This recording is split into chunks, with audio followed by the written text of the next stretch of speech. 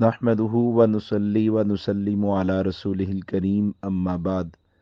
قابل احترام سامعین و سامعات، حضرت امام مہدی علیہ رضوان کے حوالے سے کورس چل رہا تھا اور گزشتہ سبق میں حضرت امام مہدی علیہ رضوان کے ظہور سے پہلے کے احوال اور ان کے ظہور کے وقت کے احوال میں سے کچھ احوال آپ کے سامنے پیش کیے تھے کہ ان کی آمد سے پہلے ظلم و ستم عام ہوگا، مسلمانوں پر حالات انتہائی تنگ ہوں گے، وہ تشریف لائیں گے، مسلمانوں کی قیادت کو سنبھالیں گے، لوگ ان کی بیعت کریں گے، تو پھر کچھ جنگیں ہوں گی اور کچھ سخت حالات ہوں گے۔ اس کے بعد حضرت امام مہدی علیہ رضوان کی خلافت مضبوط ہوتی چلی جائے گی اور اسلام کو استحکام ملتا چلا جائے گا۔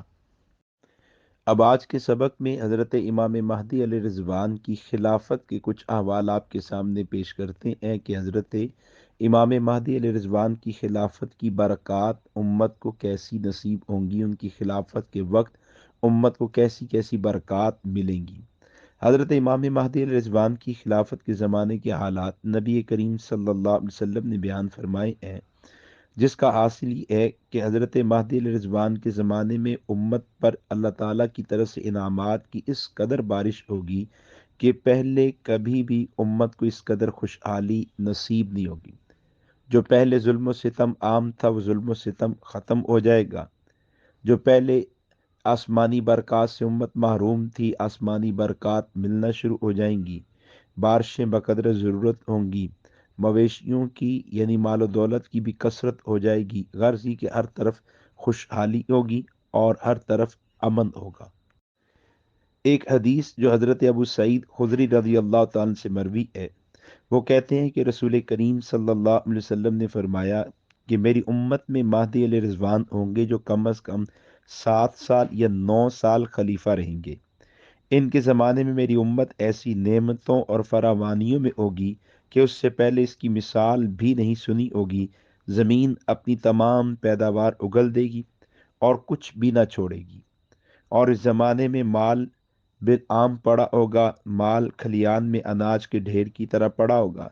چنانچہ ایک آدمی کھڑا ہو کر کہے گا کہ اے مہدی، کچھ مجھے بھی دیجئے، تو وہ اس سے فرمائیں گے کہ لے لو، یعنی جس قدر تمہیں ضرورت ہے اس میں سے اٹھا لو۔ اسی طرح ایک حدیث وہ بھی حضرت ابو سعید خدری رضی اللہ عنہ سے مروی ہے، وہ فرماتے ہیں کہ رسول کریم صلی اللہ علیہ وسلم نے فرمایا کہ میں تمہیں مہدی علیہ رضوان کی بشارت دیتا ہوں جو میری امت میں اختلاف اور اضطراب کے زمانے میں تشریف لائیں گے، تو وہ زمین کو عدل و انصاف سے بھر دیں گے جس طرح وہ پہلے ظلم و جور، ظلم و ستم سے بھری ہوگی۔ زمین و آسمان والے سے خوش ہوں گے اور وہ لوگوں کو مال یکساں طور پر دیں گے۔ اللہ تعالیٰ میری امت کے دلوں کو استغنا اور بے نیازی سے بھر دے گا۔ حضرت مہدی کا انصاف سب کے لیے عام ہوگا اور وہ اپنے منادی کو حکم دیں گے اور عام اعلان کریں گے کہ جسے مال کی حاجت ہو تو وہ آ جائے، وصول کر لے۔ اسی طرح ایک حدیث ہے جو حضرت جابر رضی اللہ عنہ سے مروی ہے، وہ فرماتے ہیں کہ رسول کریم صلی اللہ علیہ وسلم نے فرمایا کہ میری امت میں ایک خلیفہ ہوگا جو لوگوں کو مال لپ بھر بھر کر تقسیم کرے گا اور پھر اس تقسیم کو شمار بھی نہیں کرے گا، یعنی اس کثرت کے ساتھ مال تقسیم کریں گے کہ اس مال کو شمار بھی نہیں کیا جا سکے گا۔ ایک حدیث ہے جو حضرت ابو ہریرہ رضی اللہ تعالیٰ عنہ سے مروی ہے، وہ فرماتے ہیں کہ رسول کریم صلی اللہ علیہ وسلم نے فرمایا میری امت میں ایک مہدی ہوگا، اگر ان کی خلافت کم ہوئی تو 7 یا 8 یا 9 سال ہوگی۔ میری امت اس کے زمانے میں اس قدر خوشحال ہوگی کہ اتنی خوشحالی سے کبھی نہ ملی ہوگی۔ آسمان سے موسلا دھار بارش ہوگی اور زمین اپنی تمام پیداوار کو اگا دے گی۔ پھر فرمایا نبی علیہ السلام نے کہ ایک شخص کھڑا ہو کر مہدی سے مال کا سوال کرے گا تو مہدی علیہ رضوان کہیں گے کہ خود لے لو، یعنی جتنا چاہیے اتنا اٹھا لو۔ ایک حدیث جو حضرت عبداللہ بن نمیر رضی اللہ تعالیٰ سے روایت ہے، وہ فرماتے کہ رسول کریم صلی اللہ علیہ وسلم نے فرمایا کہ لوگ مہدی علیہ رضوان کے پاس آئیں گے تو مہدی علیہ رضوان انہیں دلہن کی طرح راستہ و پیراستہ کریں گے اور نبی علیہ السلام نے فرمایا کہ میری زمین کو، یعنی حضرت مہدی زمین کو عدل و انصاف سے بھر دیں گے۔ پھر ان کی خلافت کے دور میں نبی علیہ السلام فرمایا کہ امت اس قدر خوشحال ہوگی کہ امت کو ایسی خوشحالی ماضی میں کبھی بھی نہیں ملی ہوگی۔ ایک حدیث جو حضرت ابو سعید خدری رضی اللہ عنہ سے روایت ہے، اس میں نبی علیہ السلام نے فرمایا کہ مہدی علیہ رضوان کی خلافت کے زمانے میں مواشیوں کی کثرت ہوگی اور امت کو اللہ تعالیٰ عظمت عطا کر دیں گے۔ غرض یہ کہ احادیث کے مطابق حضرت مہدی علیہ رضوان کے زمانے میں امت کو نہایت خوشحالی حاصل ہوگی، امن امان عام ہوگا، زمین اپنی پیداوار پوری طرح امت کو دے گی، پیداوار اگل دے گی، اور آسمان سے پوری بارشیں حسب ضرورت بارشیں نازل ہوں گی، اور ہر طرف خوشحالی ہوگی، ہر طرف امن امان ہوگا۔ اور نبی علیہ السلام نے یہ بھی فرمایا کہ حضرت مہدی علیہ رضوان یہ حکمران ہوں گے اور پوری دنیا پر حکمرانی کریں گے۔ اب آپ احادیث میں بیان کردہ ان علامات کا مہدویت کے جھوٹے دعوے دار مرزا غلام قادیانی کے ساتھ ایک تقابلی جائزہ دیکھ لیں کہ احادیث کے مطابق حضرت امام مہدی علیہ رضوان کا ظہور ہوگا تو وہ زمین کو عدل و انصاف سے بھر دیں گے۔ مرزا غلام قادیانی کی صورت میں دیکھیں، جب اس نے مہدویت کا دعویٰ کیا تو کیا زمین عدل و انصاف سے بھر گئی؟ مرزا غلام قادیانی آیا، اس وقت بھی دنیا میں ظلم و ستم عام تھا، اور مرزا غلام قادیانی گیا تو ظلم و ستم بڑا ہے، کم نہیں ہوا۔ پھر حدیث کے مطابق حضرت مہدی علیہ رضوان تشریف لائیں گے تو خوشحالی عام ہوگی۔ اب مرزا غلام قادیانی کو دیکھیں، کیا اس قیامت کے بعد خوشحالی عام ہوئی؟ پھر احادیث کے مطابق حضرت امام مہدی تشریف لائیں گے تو لوگوں میں مال تقسیم کریں گے۔ کیا مرزا غلام قادیانی آیا، اس نے لوگوں میں مال تقسیم کیا؟ بلکہ وہ خود ساری زندگی لوگوں سے مختلف عنوانات پر اور مختلف ہیلوں اور بہانوں کے ذریعے چندے لیتا رہا ہے۔ اس کا وہ جو مشہور قصہ ہے براہین احمدیہ کے حوالے سے، کہ دعویٰ کیا کہ میں 50 حصوں پر مشتمل ایک کتاب لکھنے لگا ہوں جس میں 300 دلائل ہوں گے، ان دلائل کے ذریعے سے قرآن کی صداقت کو، اللہ کی ربوبیت اور وحدانیت کو، نبی کی رسالت کو ثابت کیا جائے گا۔